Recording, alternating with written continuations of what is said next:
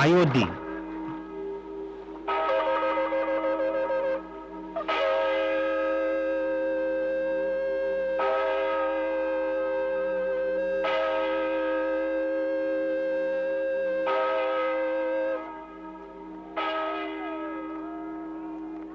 அயோத்தி இந்துக்களின் புனித நகரம். அங்கு விடுகிறது ஒரு புதிய காலை. வீரத் திருமகன் ராமபிரான் பிறந்த இடம் என போற்றப்படும் அயோத்தி ஒரு புனித யாத்திரை தலம். ஆண்டுதோறும் நூற்றுக்கணக்கான யாத்ரீகர்கள் அங்கு சென்று ராமபிரானை வழிபடுகின்றனர்.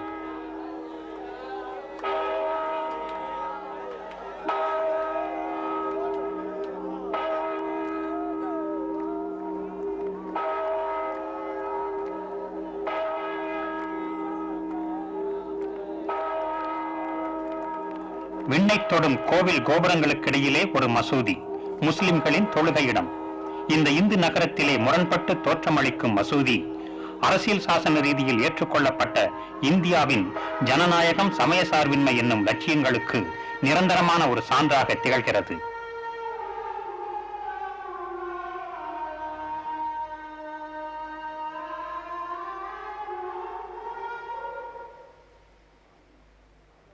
ஆயினும் அயோத்தியின் குறுகலான தெருக்களிலே சூரிய ஒளி ஊடுருவிக் கொண்டிருக்கும் வேளையிலே ஒரு செயல் நிகழ்கிறது. தவறான பாதையில் திருப்பப்பட்ட நீதிமன்ற தீர்ப்பினால் விளைந்தது அந்த செயல். காலப்போக்கிலே அரசுகளின் வீழ்ச்சிக்கும் எழுச்சிக்கும் வழிவகுத்தது அந்த செயல். வகுப்புவாத வன்முறையை கட்டவிழ்த்து விட்டது அந்த செயல். ஆரிய புண்ணை குத்தி கிளறியது அந்த செயல்.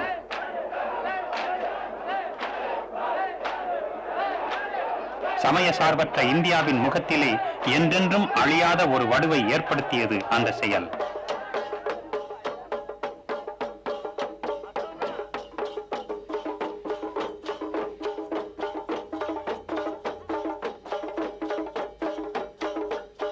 ஆயிரத்தி 1986 பிப்ரவரி 7ஆம் தேதி உச்சி வெயில் நேரம். பாபர் மசூதிக்கு வெளியே நீதிமன்ற உத்தரவுடன் வந்து நிற்கின்றனர் சில போலீஸ்காரர்கள்.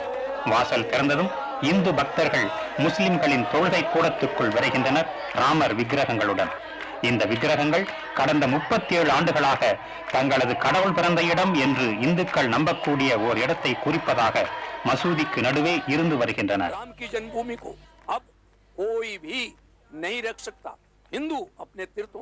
अब अपमान बर्दाश्त नहीं कर सकता। अब हिंदू सजग हो चुका है और राम के नाम पर राम जन्मभूमि के लिए हिंदुओं ने सारे भारत से करोड़ों रुपया राम जन्मभूमि को न्यास को दिया है। मैं परमहंस रामचंद्र दास उस न्यास का कार्यकारी अध्यक्ष हूँ। इसलिए मुझको सबसे पहले अगर राम जन्मभूमि के लिए प्राणों को उत्सर्ग करना पड़े, मानसी को त्याग देना पड़े, शरीर छोड़ना पड़े, जलती अग्नि में कूदना पड़े, तो मैं राम जन्मभूमि के लिए तैयार हूं। किंतु किसी समझौते के आधार पर राम जन्मभूमि को अलग हटाकर बनाने के लिए तैयार नहीं। राम जन्मभूमि बनेगा और गगनचुंबी मंदिर बनेगा। रोकने वाले विफल होंगे और लज्जित होकर कार सेवा में सम्मिलित होंगे।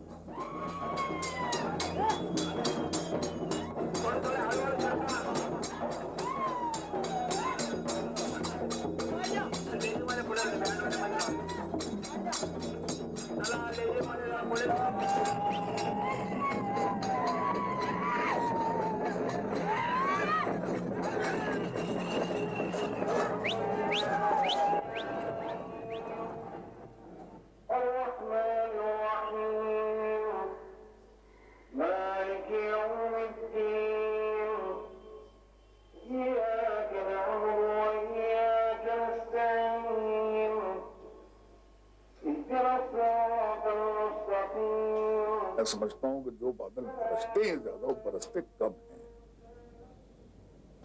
हमारे अंदर गरजने की ताकत है, बहुत है, बहुत ज्यादा ताकत है, लेकिन हम गरजते नहीं।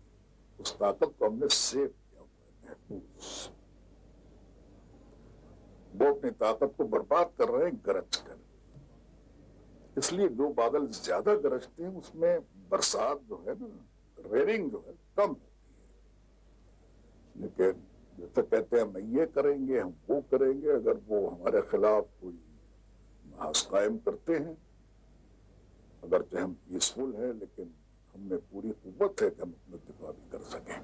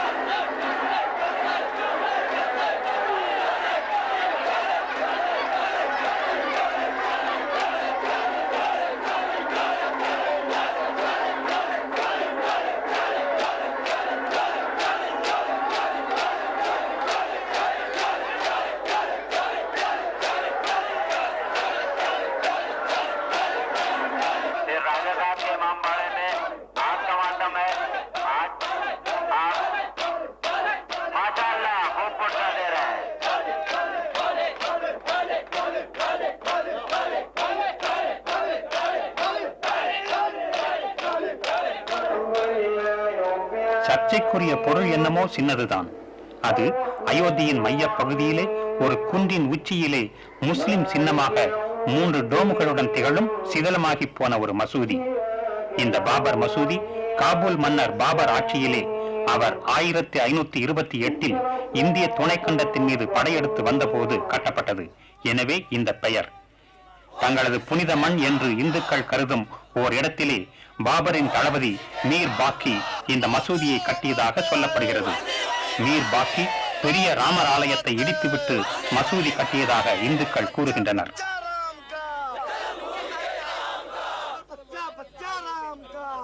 இந்துக்கள் விட்டுக் கொடுப்பதாக இல்லை. ராமர் பிறந்த இடம் கேள்விக்குரியதாகி இருக்கிறது. அது திரும்ப வேண்டும் என கோருகின்றனர்.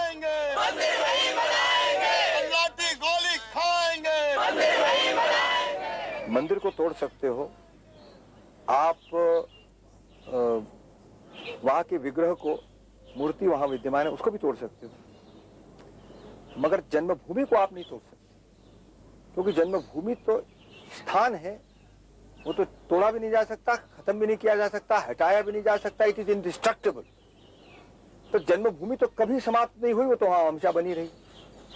और इसलिए जन्मभूमि का जहां तक प्रश्न है, वो हजारों वर्षों से उसी की ही स्थान की पूजा होती चली आ रही है। Was Babur short of land? Would Babur construct a masjid at a site which would be controversial? The very fact that the mosque was constructed on that site and that it has existed there for 450 years shows that the site was lawfully acquired. 1528 is only 450 years ago. And it should not be very difficult to prove whether a temple existed on that site. And if it is proved that a temple existed on that site, it was demolished by Babur or by his army in order to build this masjid, I shall appeal to the Muslim community to respect the sentiments of our Hindu brothers. பாபரின் பேரன் அக்பர் ஓரளவு சமய சார்பின்றி ஆட்சி நடத்திய போது மசூதிக்கு அருகே ஒரு சிறிய கோயில் கட்டிக்கொள்ள அனுமதித்ததாகவும் பின்னர் அவருடைய வாரிசு அவுரங்கசீப் அதை இடித்து விட்டதாகவும் கூறப்படுகிறது. ஒரு வழியாக இஸ்லாமிய ஆட்சி முடிந்து அதே வேளையில் பிரிட்டிஷ் பேரரசு பிறந்தது. 1856 ஆண்டில் அவத் நாட்டை பிரிட்டிஷார் கைப்பற்றிக் கொண்டனர். தங்களது நிலத்தை திருப்பி தருமாறு இந்துக்கள் விடுத்த எல்லா வேண்டுகோள்களும் நிராகரிக்கப்பட்டன. ஆனால் வகுப்பு ஒற்றுமை என்ற பெயரில் மசூதியை பிரிட்டிஷார் தனியாக ஒதுக்கி முஸ்லிம் பக்தர்களை பிரித்தனர். இந்துக்கள் கிராதிக்கு வெளியே தொடர்ந்து வழிபட்டு வந்தனர். 30 ஆண்டுகள் கழித்து 1886 ஆண்டு மார்ச் மாதம் இந்து பூஜாரி மகந்த் ரகுபீர் ராம் செய்த முறையீட்டை நிராகரித்த ஃபைசாபாத் மாவட்டத்தின் பிரிட்டிஷ் மாவட்ட நீதிபதி, இந்துக்கள் புனிதமாக போற்றும் ஒரு நிலத்திலே மசூதி கட்டியது மிகவும் துரதிருஷ்டவசமானது. ஆனால் அது 356 ஆண்டுகளுக்கு முன்னாலேயே கட்டப்பட்டு விட்டபடியால் இவ்வளவு தாமதமாக பரிகாரம் காண முடியாது. செய்யக்கூடியதெல்லாம் இப்போதுள்ள நிலை மாறாமல் பார்த்துக் கொள்வதுதான் என்று தீர்ப்பு கூறினார். அரை நூற்றாண்டு கழித்து மோகன்தாஸ் கரம்சந்த் காந்தியின் வெள்ளையனே வெளியேறு இயக்கம் வெற்றி பெற்று உலக போரும் ஏற்படவே இந்தியாவில் பிரிட்டிஷ் ஆட்சிக்கு ஒரு முடிவு பிறக்கத் தொடங்கியது. சுதந்திரம் கிடைத்துவிடும் போல தெரிந்தது. ஆனால் நீதிமன்றத்தில் இந்துக்கள் திரும்ப திரும்ப செய்த முறையீடுகள் புறக்கணிக்கப்பட்டன. 1934 ஆண்டு இந்துக்கள் மசூதியை தாக்கி பிரதான வாசலை சேதப்படுத்திய போது மீண்டும் நம்பிக்கை மலர்ந்தது.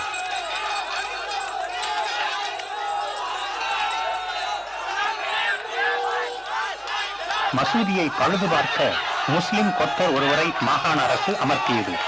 மசூதி உள்ள நிலம் யாருக்கு சொந்தம் என்று நீதிமன்ற தாவா தொடங்கியது. எங்களுக்கே சொந்தம் என்று சுன்னி வக்ஃப் போர்டு உரிமை கொண்டாடியது. அரசாங்கமோ அதை எதிர்த்து வாதாடியது. राम जन्मभूमि का जहां तक प्रश्न है, ये लड़ाई 450 वर्षों से चली आ रही है।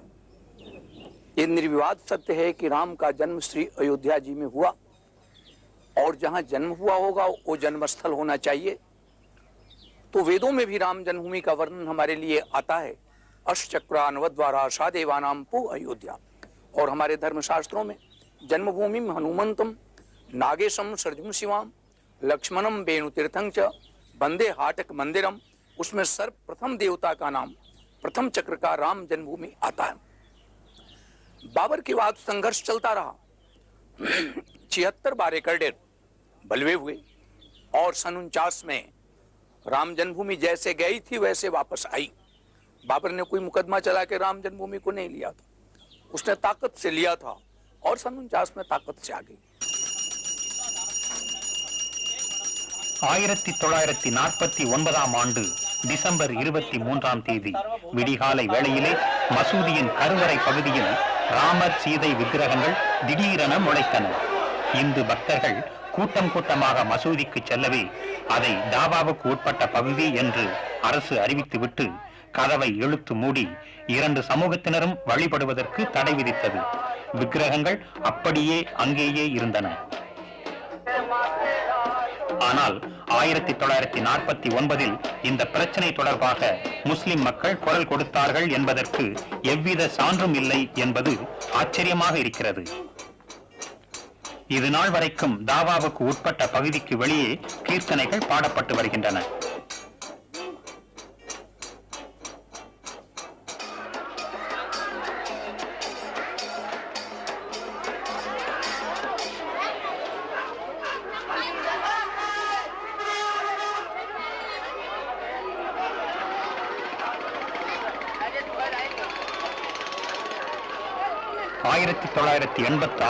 பிப்ரவரி 1 தேதி ஒரு திடீர் நடவடிக்கையாக காங்கிரஸ் ஐக்கட்சி அரசின் ஆதரவுடன் பூட்டிய கதவுகள் திறக்கப்பட்டன.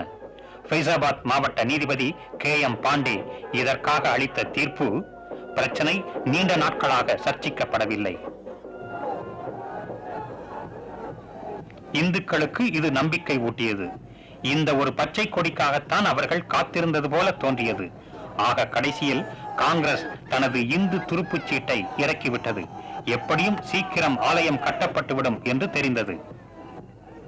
40 बरस से जिस स्थान पर भगवान राम की पूजा हो रही है वो मस्जिद नहीं है। मैंने इस्लाम धर्म भी ये कहता है कि 12 बरस जहाँ इबादत नहीं होती है वो मस्जिद नहीं रह जाती है। इसलिए अब वो मंदिर है, मस्जिद वहाँ पर कहीं भी नहीं है। मस्जिद तोड़ने का प्रश्न ही नहीं आता है। இந்துக்கள் தங்களது வலிமையை ஒருங்கு திரட்டி 1951இல் மசூதியின் கதவுகளை திறந்துவிட வேண்டும் என்று கோரி போராடத் தொடங்கினர். முறையீடுகள் யாவும் நிராகரிக்கப்பட்டன. அப்படி இருந்தும் அடுத்த 35 ஆண்டுகளுக்கு அமைதி ஆட்சி புரிந்தது.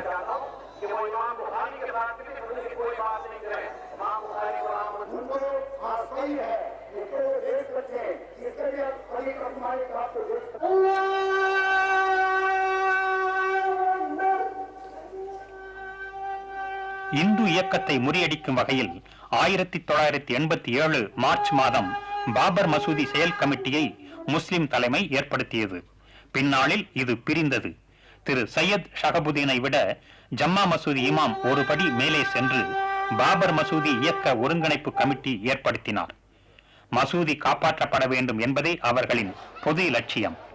முன்னர் எப்போதும் இல்லாத அளவு ஒற்றுமையை காட்டும் வகையில் 3 லட்சம் முஸ்லிம்கள் தில்லி போட் கிளப்பில் திரண்டு தங்களது மசூதி திரும்ப வேண்டும் என கோரிக்கை எழுப்பினார்கள். கோபம் கொண்ட முஸ்லிம்கள் ஒருபுறம், புத்தொழிச்சி பெற்ற இந்துக்கள் இன்னொரு புறம். ஒரு நிலை எடுத்தாக வேண்டிய கட்டாயத்திற்கு தள்ளப்பட்ட மத்திய அரசு காலத்தை கடத்துவது என முடிவு செய்தது. 1989இல் இறுதி தீர்ப்பு வரும் வரை ஏற்கனவே உள்ள நிலை மாறாமல் தொடர வேண்டும் என்று அலகாபாத் உயர்நீதிமன்றம் தீர்ப்பளித்தது. காலம் தாழ்த்துவது அரசியல் ரீதியில் உசிதமாகப்பட்டது. இதனிடையே விஸ்வ இந்து பரிஷத் இந்து அலையை பரப்பத் தொடங்கியது. 2 ஆண்டுகளுக்கு பின்னர் மசூதி உள்ள இடத்தில் ஆலயம் கட்டப்பட வேண்டும் என்ற தனது கோரிக்கையை விஸ்வ இந்து பரிஷத் மீண்டும் எழுப்பியது.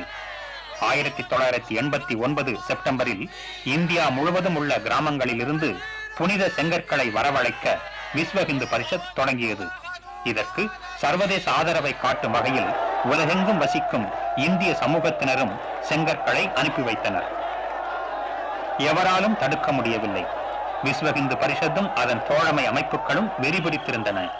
1989 நவம்பரில் பாபர் மசூதிக்கு வெளியே ஒட்டினார் போல அடிக்கல் நாட்டும் பூஜையை அவர்கள் செய்தனர்.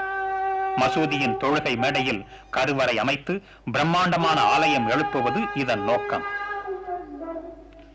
இஸ்லாமிய நாடுகள் கண்டன கணைகளை வீசின.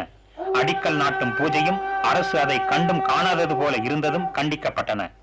எகிப்தில் அஸ்வான் அணை கட்டப்பட்ட போது அபு சிம்பல் பெயர்க்கப்பட்டது போல இந்த மசூதியையும் தனது சொந்த செலவில் செங்கலாக பெயர்த்து இன்னொரு இடத்திலே கட்டித் தருவதற்கு விஸ்வ இந்து பரிஷத் முன்வந்தது. 1990 அக்டோபர் 30ஆம் தேதி ஆலயம் கட்ட தொடங்குவது என தேதி குறிக்கப்பட்டது. விஸ்வ இந்து பரிஷத்தின் இந்த மன உறுதிக்கு ஆதரவு கொடுத்தது அதன் ஒரே அரசியல் தோழமை கட்சியான பாரதிய ஜனதா கட்சி. அந்த கட்சி 1989 தேர்தலில் பார்லிமெண்டில் 86 இடங்களை வெல்ல முடிந்தது. அயோத்தியில் மசூதிக்குள் நுழைவது அரசு சக்தியின் மீது மக்கள் சக்தியின் வெற்றியாக அமைந்துவிடும் என்று பிஜேபி தலைவர் LK அத்வானி கூறினார். Vishwa Hindu Parishad's proposal that these very bricks which you regard as the Babar Mosque could be reverentially lifted. In fact, the whole structure could be lifted if you want it that way and placed elsewhere. A mosque, a good decent mosque constructed there, for which also the Vishwa Hindu Parishad is willing to provide all finance. Because in case of the Hindu, it is the place which is important. In case of the Muslim, if at all anything can be important, it is the brick and mortar. So this can be a very honorable, decent and amicable solution to the problem. I do not see why anyone should not accept it.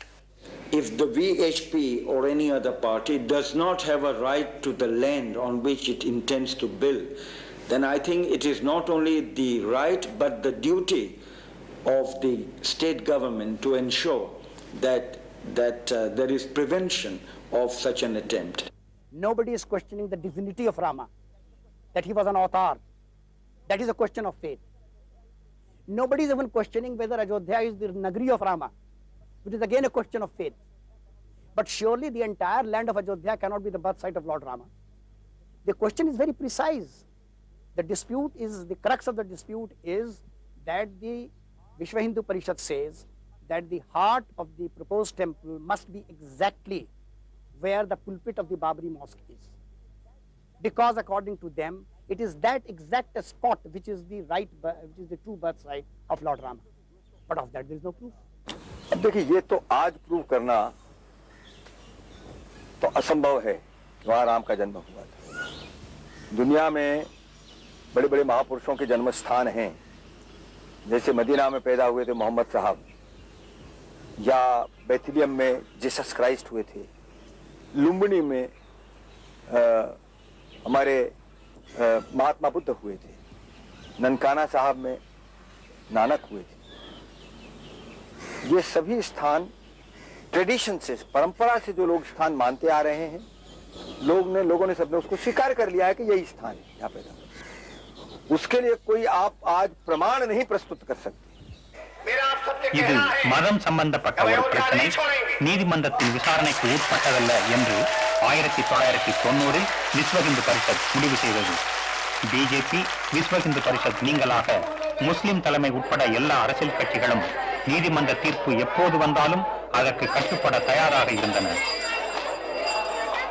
After all, the court has pronounced in the past on various issues, including issues which had an overtone of religion or faith.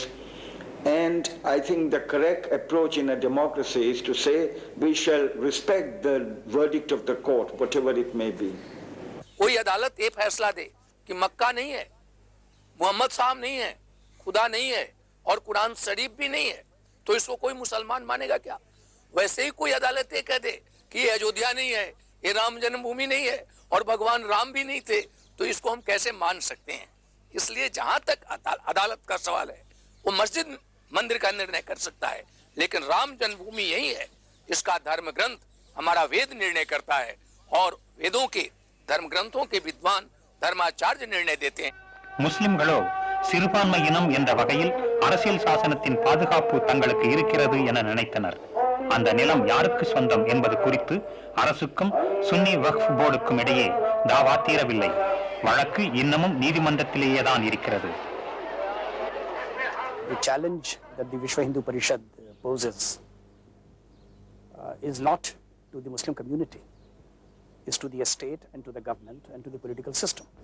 UP के chief minister और prime minister के जो बयानात इस सिलसिले में आ रहे हैं कि हम इस मस्जिद को नहीं तोड़ने देंगे चाहे कुछ हो जाए, अगर टेबल टॉक के लिए विश्व हिंदू परिषद के लोग तैयार होते हैं या अदालत के फैसले को मानते हैं तो वो ये माने, लेकिन हम उसको नहीं तोड़ने देंगे, तो हम इससे बिल्कुल मुतमईन हैं. यूपी के चीफ मिनिस्टर का जो अब तक का रवैया है, हम समझते हैं कि जो हम करना चाहते थे अब हमें करने की जरूरत नहीं है, जब गवर्नमेंट अपनी जिम्मेदारी को पूरा कर रही है. बहरहाल हम चाहते हैं कि भाई देखिए मस्जिद मस्जिद रहे, जैसे प्राइम मिनिस्टर ने भी कहा मस्जिद मस्जिद रहे, मुसलमानों को कब्जा मिले और उसके साथ मस्जिद से आगे फासले पर कोई जमीन ऐसी हो जो मुतनाज़ा है. मुसलमान कहते हैं हमारी है, वक्फ बोर्ड कहती है हमारी है. अगर वो ये कुछ तजवीज रखे कि साहब हम मस्जिद से इतने दूर फासले पर बनाना चाहते हैं, मस्जिद अपनी जगह मस्जिद रहेगी और उसको हम छेड़ेंगे नहीं, मुसलमानों के हवाले हम कर देंगे, तो प्राइम मिनिस्टर ने कहा कि इस पर गौर किया जा सकता है. प्राइम मिनिस्टर या हुकूमत मुसलमानों से रिक्वेस्ट कर सकती है, दरखास्त कर सकती है, भाई आपकी जमीन है, आप इस पर गौर कर लीजिए, इसको अगर हो सकता है तो इसको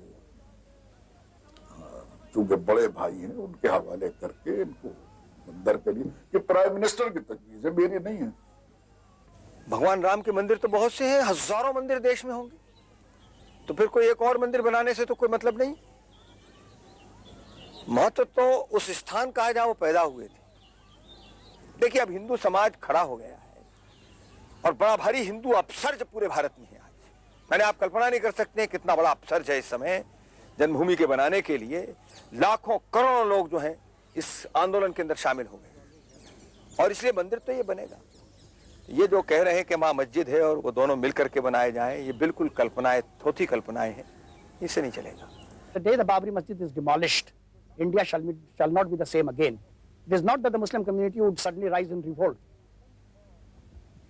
but the wound caused will not heal, and they would realize that all this business of a secular state is nothing more than a window dressing, nothing more than a political farce, that it means nothing, that really we are second-class citizens, that we are a conquered people. देखिए हम न्याय की बात कर रहे हैं, हम मक्का में जाकर नहीं बना रहे हैं जन्मभूमि, और न मक्का में हम बनाएंगे. हम जन्मभूमि पर जन्मभूमि बनाएंगे, उसको इनकी ताकत कोई नहीं जो रोक सके. और इनको लगता है अगर भारत में हम गुलाम जैसा जीवन बिता रहे हैं तो भाई ये तो दोनों हमारे देश की सीमाएं खुली हुई देश को छोड़कर चले जाए. हाँ, हमें ऐसे लोगों की जरूरत नहीं. हम देश में शांति के साथ रहना चाहिए, बहुत शांति के साथ रहना चाहिए, और हम शांति के साथ जबरदस्ती भी रहना चाहें. விஸ்வ ஹிந்து பரிஷத்துக்கு பக்கபலமாக பஜ்ரங் தள் என்னும் இளைஞர் போராட்ட அணி பிறந்தது. முஸ்லிம் கட்டடங்களால் வளைக்கப்பட்ட இந்து நினைவு சின்னங்களை விடுவிக்கப் போவதாக அது சூளுரைத்தது. ராமர் பிறந்த இடம் என்னும் தனது லட்சியத்திற்காக தியாகம் செய்யவும் தயார் என்று அது அறிவித்தது.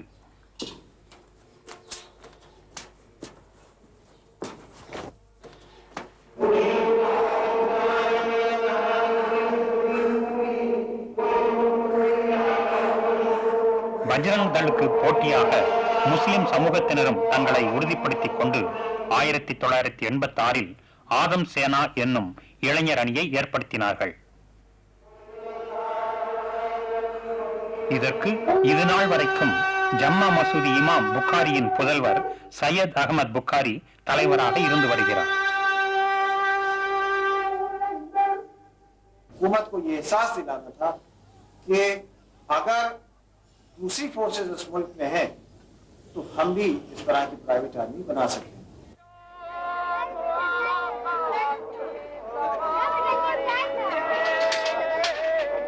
இந்த இரண்டு அணிகளுக்கும் இடையே காட்டமான மோதல் ஏற்பட்டது. ஏனென்றால் இந்த மோதல் அச்சத்தாலும் பாதுகாப்பு இன்மையாலும் ஏற்பட்டது. இந்துக்களும் முஸ்லிம்களும் சமாதானமாக சேர்ந்து வாழ்ந்த நகரங்களிலும் கிராமங்களிலும் வெறுப்பு தீ பரவியது.